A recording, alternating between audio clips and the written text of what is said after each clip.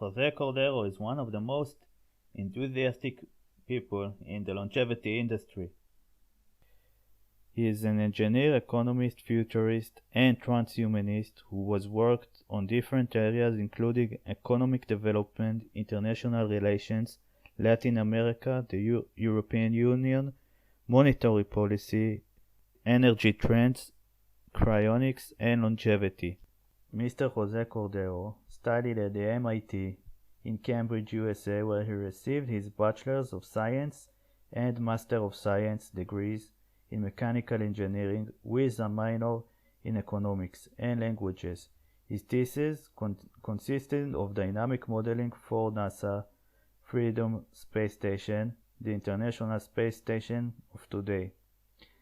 He later studied international economics and comparative politics at Georgetown University in Washington, USA, and then obtained his Master's of Business Administration at the Institut Européen d'Administration des Affaires in Fontainebleau, France, where he majored in Finance and Globalization. During his studies, Mr. José Calderón worked with the United Nations Industrial Development Organization in Vienna, Austria, and with the Center of Strategic and International Studies in Washington, D.C., USA. Today, he serves as the Vice President of Humanity Plus, a non-profit organization that advocates the ethical use of technology to expand human capacities. The organization hosts the Trans Vision Conference, a yearly conference that hosts companies that are building medical products for longevity and other innovative products that will improve humanity. This is just on a nutshell. I encourage you, after our episode, to read his last book, La Morata de la Morata, Death to Death.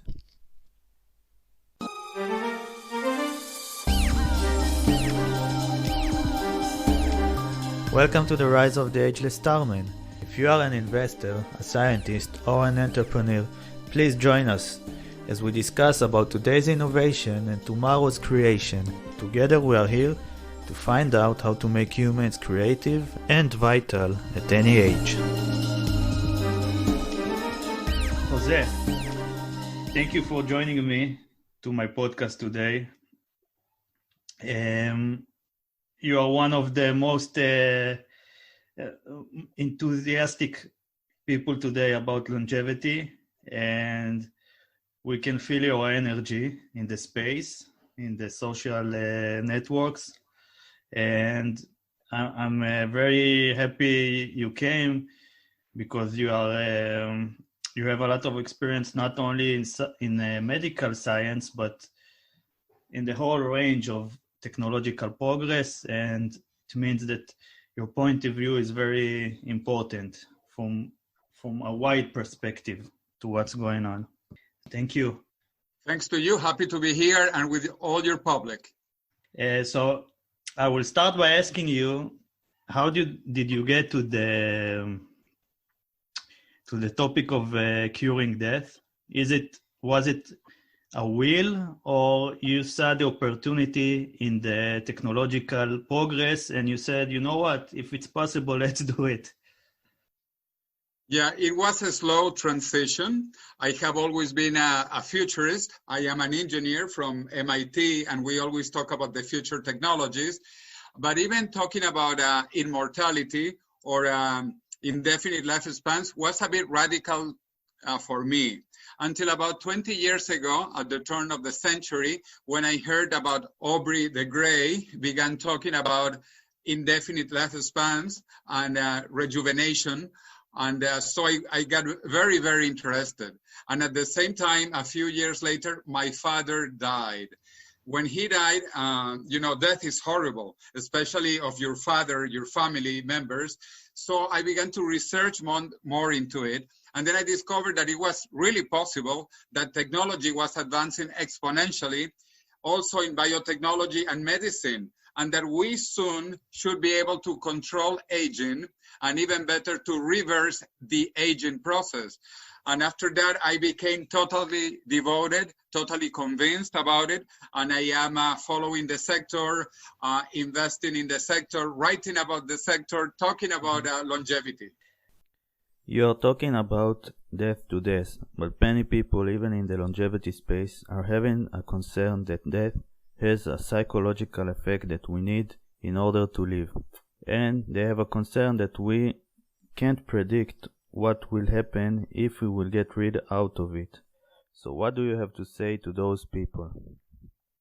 Well, the objective is healthy lifestyles so that you can live as long as you want healthy. If you get bored or if you die for another cause, because death will always be there, because there will be accidents, there will be some diseases that might kill you quickly, and there will be suicides and homicides. So you can never really completely abolish death if you have accidents, homicides, and suicides. But what we propose is to have a healthy lifespan, controlling and reversing aging. And this is possible scientifically. We know today. This is real. This is happening. Scientists are working on not only extending lifespans, but rejuvenation, biological rejuvenation. And again, it is optional. It is not mandatory. If some people want to die, they can die. You know, I am not against that. I am not forcing anyone to live indefinitely. If some people want to die, they are free to die. No problem. What we will have for the first time is the possibility to live as long as we want young. And that is the important thing. This is an option. This is not mandatory. Yeah. Well, I wonder if it's like the story, the biblical story with the apple. If it, like the question should be, if it will be exist, would you take it? Well, in my case, of course, I believe in this strongly. I think there is nothing more beautiful than life. And actually, the right to life is the first human right. But actually, I would say it's not only the first human right, it is the only human right, the only one. Because if you are dead, you have no human rights. So life is the first human right and the only human right. And it is not the right of the young people. It is the right of everybody, older people, adults, everybody, the right to life, the first and only human right. And because life is good. Yeah. And you have a lot of internationally experience. You were born in Venezuela. You lived and worked in the U.S., in Spain. How do you see the movement is different from any between the states, and which is more enthusiastic and progressing society about the longevity? Yeah, well, this is happening very fast. As I mentioned, it was like science fiction 20 years ago. But in the last 20 years, in fact, even less, in the last 10 years, we know that this has become a possibility. And because of researchers in many countries, obviously in the USA, in Europe, but also in Russia, China, and Japan. For example, the Nobel Prize winner in 2012 was given to a Japanese scientist who discovered biological rejuvenation. He discovered that you can reprogram the age of the cell. You can make a cell older or you can make it younger. And he discovered that only 4 genes control the aging process in the cell of a mouse. This was science fiction. And that is why it won the Nobel Prize so quickly. The discovery was made in 2006, and Dr. Shinya Yamanaka at the University of Kyoto won the Nobel Prize in only 6 years, in 2012. But not only in Japan, as I mentioned, there is a lot of research being done in China, in Russia, in Europe, in the USA. For example, a friend of mine in Salk Institute, which is located in La Jolla, San Diego, California. His name is Juan Carlos Ispizua Belmonte. He's a Spanish scientist who lives in California. He discovered also that we can rejuvenate mice, and he has been able to rejuvenate mice with different treatments like self-reprogramming. And this is very new. This is only a few years back. So many countries are working on this. In fact, I'm so happy that my book, The Death of Death, has come already into languages in my native Spanish and Portuguese, and later this year in Russian, in French, in Chinese, and then next year in German, Italian, and English. This is great news all over the world. And I am truly happy that, again, in China, because China is an important country that is aging very fast. China will experiment a decline in population, a demographic collapse. The population of China is about 1.4 billion people. And some estimates think that the population will decrease by half. China might lose 700 million people by the end of the century. So in China, like in Japan, like in Korea, or in Europe, the population of Spain is declining too, or in Italy, or in Germany, or in Russia. Russia also has been having declining population for over 10 years. Most of the advanced countries is either stable or declining demographically. That is why anti-aging is so important, and why in Japan they discovered that aging can be controlled, can be reversed, and why the Chinese are doing research, and the Koreans and the Russians. This is a global process because aging is the common enemy of humanity, much more so than COVID. Now we talk a lot about COVID, but COVID is nothing compared to aging. About 55 million people die every year of aging, mostly. 55 million people, this is horrible. And then we have to cure aging. Of course, we have to cure COVID, and we have to cure tuberculosis and malaria and HIV, AIDS. We have to cure all of those. But percentage-wise, 90% of the people in the advanced countries, in the developed world, die of aging. Aging is the number one enemy. Aging is the number one disease. Aging is the mother of all diseases. Aging is the common enemy of humanity. Yeah, and first of all, I'm glad you mentioned Russia. I see a lot of increasement in my podcast audience from Russia. I think there is a lot of interest over there. And about China, you mentioned it too. In my last episode, I talked to Dr. Brian Kennedy.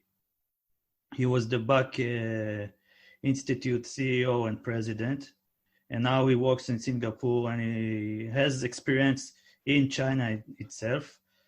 And yeah, he says it too, that China is has a big problem of aging population, and maybe it won't be, aging is not infections like COVID-19 that you can, but like that you can separate people and maybe you can control it, but it develops naturally, and the diseases that are symptoms of aging will the cost to treat it will be much higher than the COVID-19 today, I think. And we really need to, it's a wake-up call that we don't want to start solve it when we have a wide population that suffers from it. We need to do it now. Absolutely. And again, aging is the mother of all diseases and the number one public enemy, the enemy all of humanity together. And also COVID-19 depends on aging. It affects mostly older people. So if we can stop aging at age 30, there should be basically no people dying because of COVID, and no people dying because of cancer, and no people dying because of cardiovascular problems, and not people dying because of Alzheimer's Alzheimer's or Parkinson's, because people who are 20 or 30 don't really get those diseases, which are related to aging. Aging is the #1 killer in the world. That is why we have to focus on aging.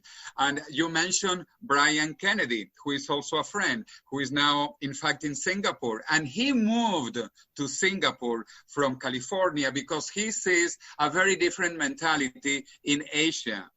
In China, in Singapore, in Japan, in Korea, they look at aging very differently. And also they think it is a disease. In fact, he's trying to get the government of Singapore approve aging as a disease. This is an important legal concept and medical concept, because now aging is not considered a disease. And because of that, there is less investment, there is less research, there are less treatments, and doctors cannot recommend therapies because aging is still not considered a disease. But maybe Singapore very soon might be the first nation to consider aging as a disease, or China, or Australia. This is moving fast. So I'm very convinced that at least one country in the next 5 years will declare aging as a disease, the mother of all diseases. Usually democracy are slower with the bureaucracy. So do you think this will have an effect on which country will be the first to declare aging as a disease? Yeah, again, I don't think it is important if a country is more or less democratic. People die in all countries, and people die because they are old in all countries. Even in the poorest countries, in the very poorest countries, also in Africa, for example, more than 60% die of age-related diseases. People don't die because of malaria or because of COVID or because of terrorism, percentage-wise, more than of aging. People die more of aging than anything else combined. Okay, so as I mentioned, I think it is possible that Singapore, China, also Australia, which is a very democratic country, also even the US, there are also many groups that believe that aging should be considered, and Spain. Myself, now in Spain, I am also working to declare aging as a disease. Anyway, it doesn't worry me. It is a matter of time, and we should do another program at least in 5 years to celebrate which was the #1 country to declare aging as a disease. But then it will be very quick. We will have #1 and #2 and #3 and #4 and #5 very quickly, because this will spread quickly. People will realize that we have to defeat aging. We have to cure aging. We have to reverse aging. And we know it is scientifically possible, thanks to of Medicine 2012 and many other people, not just him, that have been able to rejuvenate cells. We know we can rejuvenate cells. This is not theory. This is not science fiction. This is being done scientifically today at the cellular level. Soon it will be done at the organ level, and then eventually at the organism level, because we know it is possible. When people actually tell me that immortality is impossible, I say, why is it impossible when it already happens in life? It already happens in nature as it is. There are immortal cells. I also talk about this a lot. Cancer cells. Cancer cells are mutated cells that do not age anymore. Cancer cells are considered biologically immortal. That is their name. Cancer cells are biologically immortal. They do not age. That doesn't mean that they don't die. If you kill them, they die, but they do not age. And not only cancer cells, also germ cells. And you have germ cells that make spermatozoids. I have germ cells. Women have sperm cells that make eggs. All of animals, we have germ cells that are also biologically immortal. They do not age. They could live indefinitely. So we have good cells that are biologically immortal, bad cells that are biologically immortal, and even whole organisms like hydras and medusas and other organisms, they are also considered biologically immortal. So we know immortality is possible because it already happens. It exists in nature. Immortality already exists. And we only need to understand. And you target to biological right now, immortality, yeah? Yes, obviously there are more types. I also say we will have a software or computational immortality.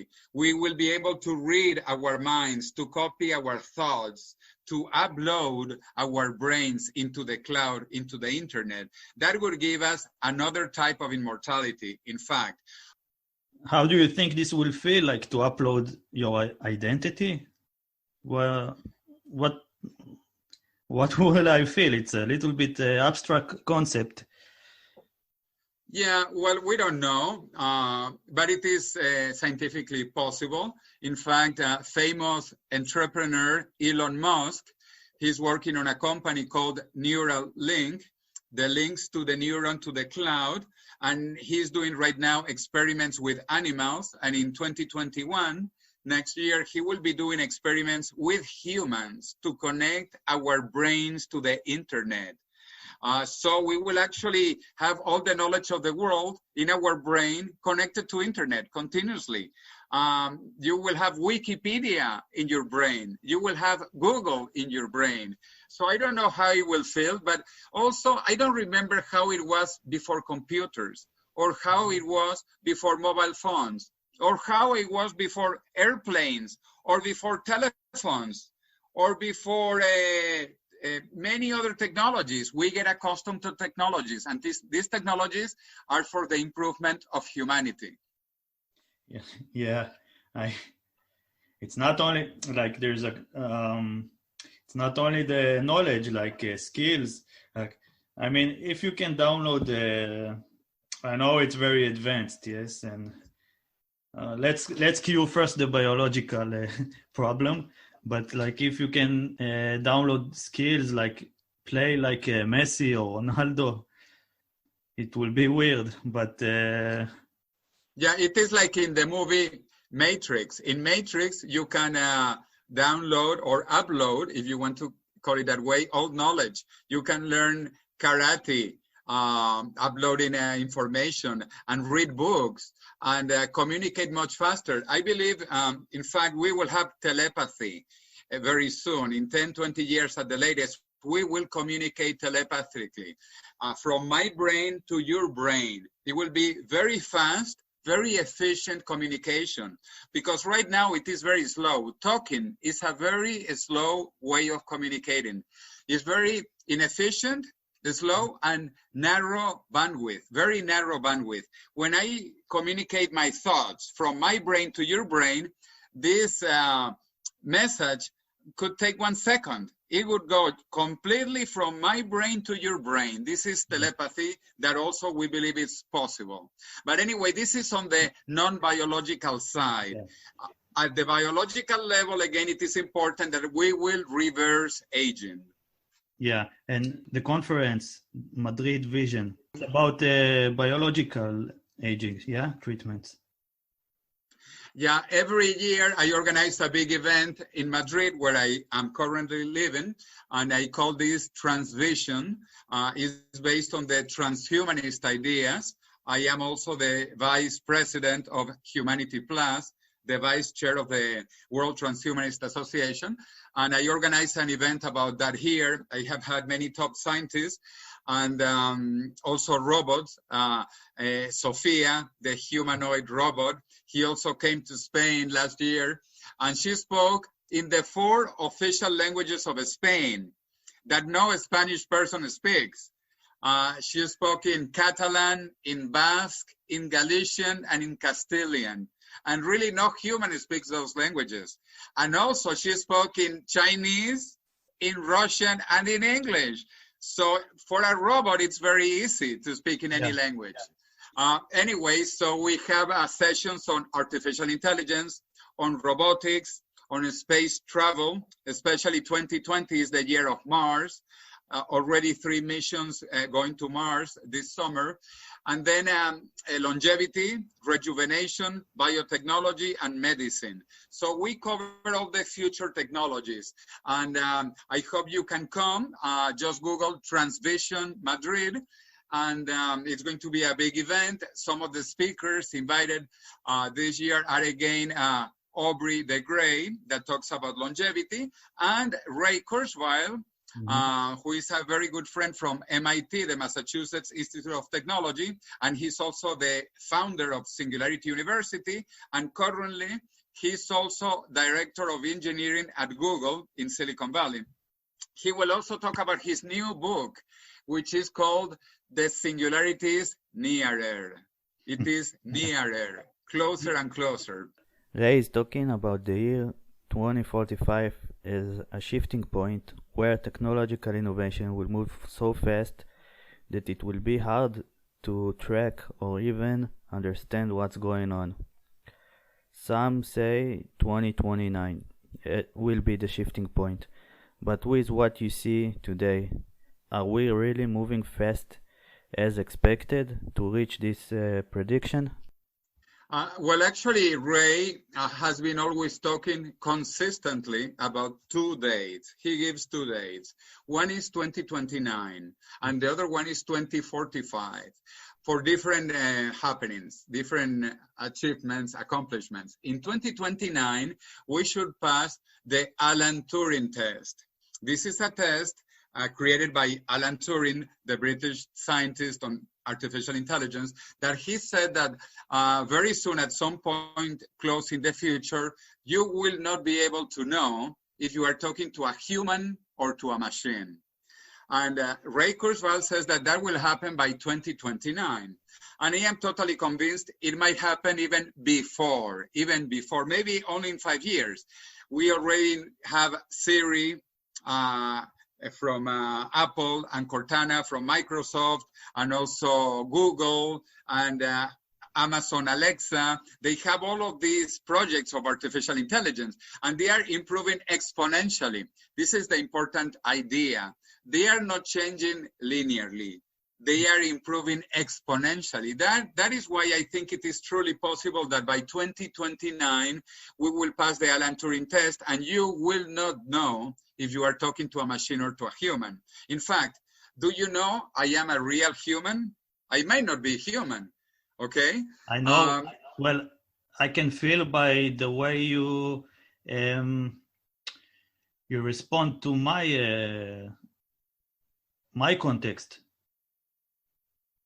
Okay, but anyway, I try also to be funny, to be interesting, but in 2029, artificial intelligence might also be funny and very interesting. Anyway, that's the first date, 2029. The second date is 2045, when Ray Kurzweil says we will reach the singularity, the technological singularity, which is the time when artificial intelligence in the cloud will be more intelligent than all of humanity combined. And I think this will happen again, in fact, probably earlier, as he's writing in his book that is coming out very soon, The Singularity is Nearer, which is based on his previous bestseller of 2005, which was called The Singularity is Near, in 2005. And he defended again the same 2 dates, 2029 for passing the Alan Turing test, and 2045 for reaching the technological singularity. So the dates are the same, he has maintained them, but he's even more optimistic because of this exponential change. In fact, there is acceleration of the acceleration. As we saw with Google DeepMind, when it beat the top champions in Go, in the Chinese, Asian, Japanese, Korean game Go, it was expected to be later, and it was sooner than expected and faster and faster. And Go artificial intelligence actually learns just by playing. You don't even have to program it. Just let it play and it learns by itself. So this is incredible. So those are the 2 dates. I repeat, 2029, Alan Turing test, 2045, the singularity. Additionally, there will be two other happenings at the same times, according to Ray Kurzweil, related to our biology, to our hardware side. The first one will be longevity escape velocity, or the singularity of Methuselah, the Methuselarity, by 2029 also. And then eventually by 2045, we will reach immortality. We will have lived long enough to live forever with rejuvenation technologies. Because by 2029, with longevity escape velocity, we would still age. But for every year we live, we still gain 1 year, but aging. By 2045, we will rejuvenate. So those are the two dates. He has been very straightforward. He has maintained his dates. And I think they will happen to be at that time or earlier. So read the book, The Singularity is Nearer, and come to Madrid to talk to him and to see what he's writing, what he's saying, and why this will happen and why life will be better. Transhumanists, like myself, we talk about three beautiful things. Longer life, better intelligence, and more happiness. These are the goals of transhumanism: super longevity, super intelligence, and super happiness. Yeah, I hope I hope this vision will come through, and I hope I can come to Spain. We have to ask, because of the coronavirus days, there is a plan B. It will be online if something will happen. Yeah, actually, in fact, we are planning to change the dates, not certain yet, because no one knows what might happen with COVID-19. But we are getting a new date last week of May or first week of June, because we want to have a physical meeting, a physical gathering. Yeah. Additionally, because it will be in the most famous scientific place in Spain, which is called Ateneo, the Athenaeum, like from Athens, the Ateneo of Madrid, which is celebrating 200 years. So it is the bicentennial. And for the bicentennial of this most illustrious place in Madrid, we want to talk about the next 20 years, not 200 years, because even 20 years into the future is too much, too far. We might have passed Alan Turing test and we might be close to the singularity. So we will talk about the past 200 years and talk about the next 20 years. That is the idea. In this beautiful place, famous Ateneo de Madrid. Wow, sounds amazing. I wish everything would go right. Which companies are going to, can we see there? Yeah, well, in fact, in Spain, there are some companies working on many of these areas. There is even a Hyperloop company, which is this famous idea also by Elon Musk to connect cities on underground vacuum tubes, vacuum tunnels. So we have everything from Hyperloop to space, colonization. I just did a Mars simulation to celebrate the trips to Mars. And there is a company doing a space suits and planning space colonies on Mars, based here in Spain. We will have some of that. We will have companies that measure telomeres. Spain is one of the leading countries in the world on telomeres and telomerase. Especially Madrid, yeah. The most important company, I would say, today in the world to measure the telomeres is a Madrid-based company called Life Length. Okay. It has an English name, Life Length, but it is a Spanish company. And anyway, we'll have other companies, IT, computers, 3D printers, drones, so that people can experience also these ideas, that they are not just theory, but it is also practical. And we will have speakers from many of these enterprises, these organizations, also startups, many startups, because these ideas begin with young people with crazy ideas, the crazy ones. Yeah, and people that think that they have enough time to make it. Maybe if people are seeing the acceleration of the innovation and that accomplishing a product is faster process than it used to be. So maybe startups will not be only for young people. Yeah, of course, for everybody. And I don't discriminate against anyone. And as I said, youth should be for everybody, not only for the young people. Yeah. There is a very old Spanish saying that goes like, youth is wasted on the young. So everybody should be young and should not waste their youth if we have more experience, if we have more knowledge. Even the crazy ones. Yeah. Well, you know, we talked about again the technology that is accelerating and progressing, and the mind. When I talk to neuroscientists, they say the mind is the most complex organ, and some say it could never be built, or we cannot imitate it somehow. But what makes you believe that we can recreate minds and dying neurons? Yeah, actually, the brain is the most complex structure in the known universe. We don't know of any other structure, any other organ more complex than the human brain today. Maybe tomorrow we find a Martian that has a bigger brain, more complex than our brain.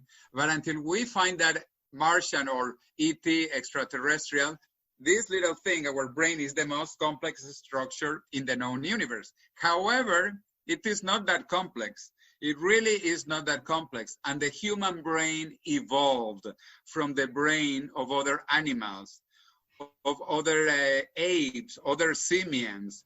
Our brain, for example, is 3 times bigger than the brain of a chimpanzee. And the brain of a chimpanzee is bigger than the brain of other species, and so on and so forth. So our brain evolved from lower brains, from smaller brains, from simpler brains, and our brain is still evolving. Now, Elon Musk and other people are talking about an exocortex, connecting the neocortex, which is the major center of human intelligence, into an external cortex, from the neocortex to the exocortex, and this will give us super intelligence. Therefore, we will increase our brain capacity, we will increase our memory, we will increase our speed in the brain, because our brain is very slow. The brain waves, alpha, gamma, beta, mu waves, etc., they are very slow.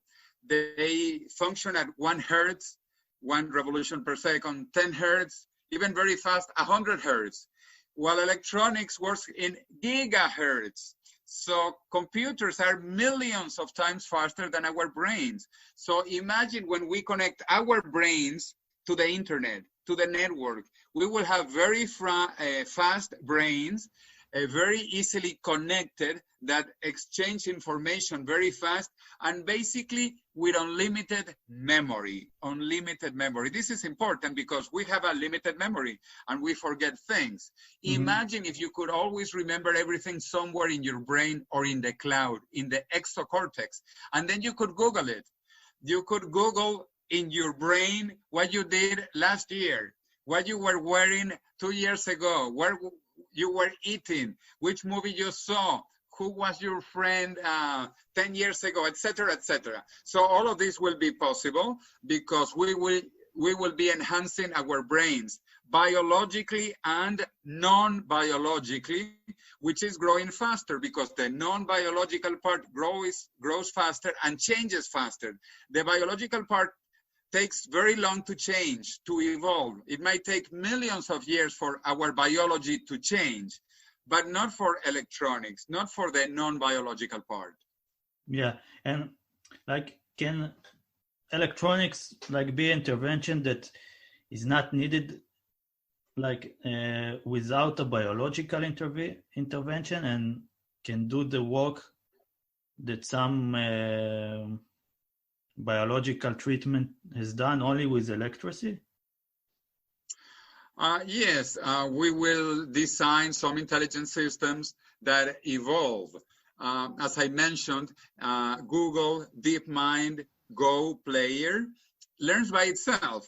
You don't have to teach it. It learns by itself. Actually, like we humans do. It learns by playing. It learns by trial and error. Actually, many of these ideas are also in a book by my friend Ray Kurzweil, who wrote How to Create a Mind. And in his book, How to Create a Mind, that I helped to translate into Spanish, and I wrote the prologue of the Spanish edition, he talks about this, how to create a brain and therefore create a mind, how it will be faster, more intelligent, more communicative, and interactive than the biological side, because biology has many, many limitations, and we can improve, we can upgrade our biology. Okay, and you are involved in cryonics? Yes, actually, I also believe in cryonics, but this is plan B.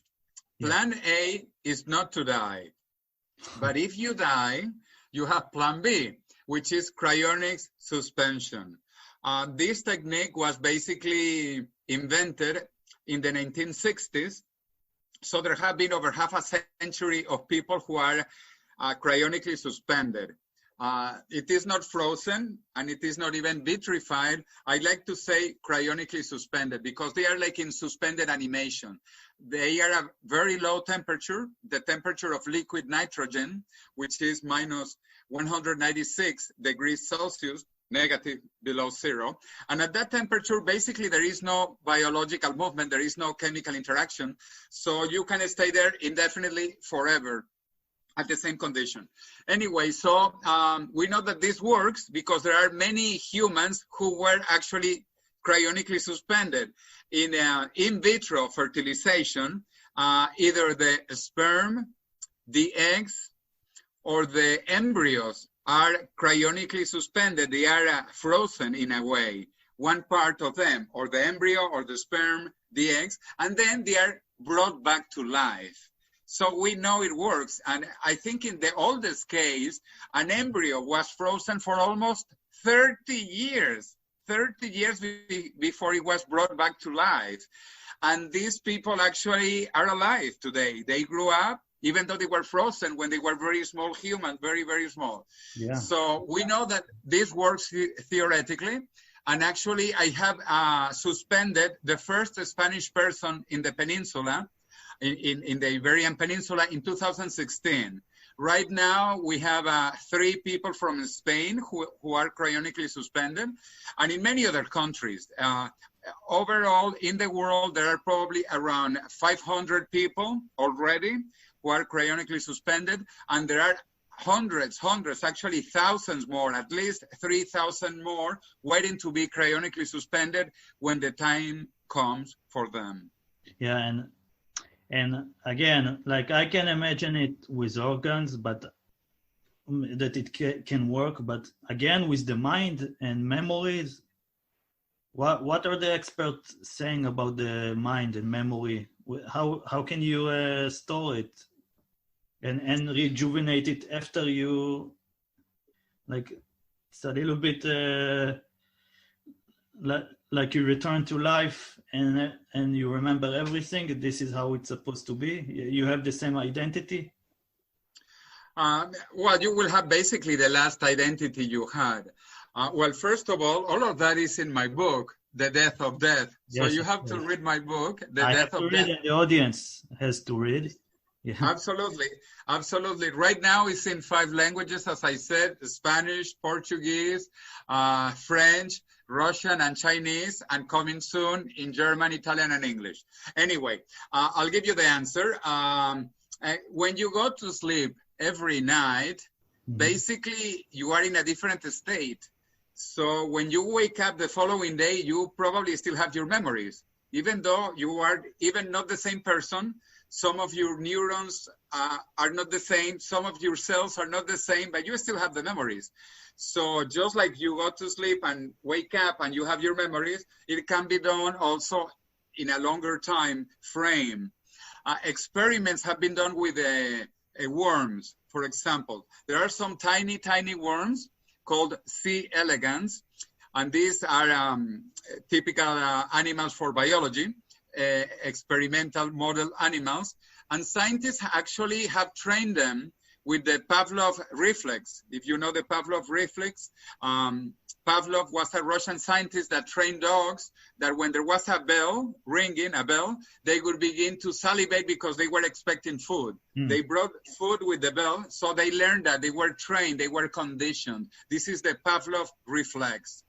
So the same was done with the worms. The worms were trained with a special odor, which was actually repugnant to them, was a repugnant odor, but this meant there was food. Even though it was a bad smell, it was food. So the little worms, they probably closed their nose and they went to the bad smell and they ate. They were trained about this. Then they were frozen. And then they were reanimated.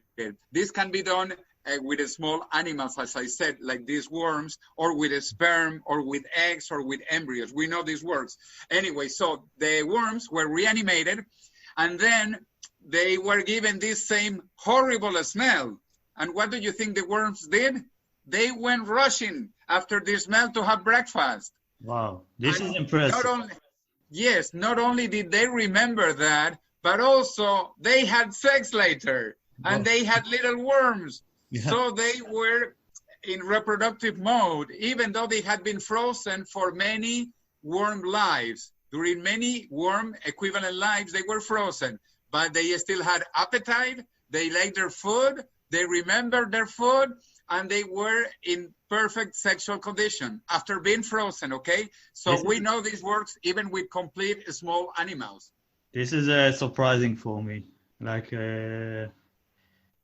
I wouldn't believe if you wouldn't tell me that it's possible. Well, this was done, I think, in 2015 or 2016. This is all new because, you know, there is no manual for this. You learn these things by doing them. Two friends of mine, Natasha Vita-Moore in the USA at the Alcor Life Extension Foundation, where they do cryonic suspension, and another friend in Spain, in Seville, Daniel Barranco, they got together and they began doing experiments with these worms, C. elegans, and then it was already known that they could be revived. One of the small animals that can be revived after being frozen for many lives. And then they just trained them with the Pavlov reflex, and they remember the Pavlov reflex. Anyway, again, it also happens with humans, but you might say a human embryo doesn't have many memories, but it doesn't matter. It was a human that was frozen, and then it was reanimated, and it grew up to be a normal person. That's amazing. But this is only plan B. Remember, plan A is to stay alive. And actually, we might need this only for 10 years, until 2029 or 2030, when we reach longevity escape velocity or the Methuselarity, if we reach there in good health. And then in the worst case, by 2045, when we will have rejuvenation technologies, which is important, rejuvenation technologies. It doesn't matter if you are 80 years old, 90 years old. If you make it by 2045, you can be younger. In fact, that is my plan. Not only do I plan to be alive in 2045, I plan to be younger than I am today. Younger, because that is the objective, rejuvenation. That is plan A. But in the in-between, especially the coming decade, maybe even a bit longer, we need plan B for the people who die. We need cryonics. This was the first episode with José Cordeiro. Stay tuned to next week as we keep our discussion. There's a lot more to learn and be inspired of.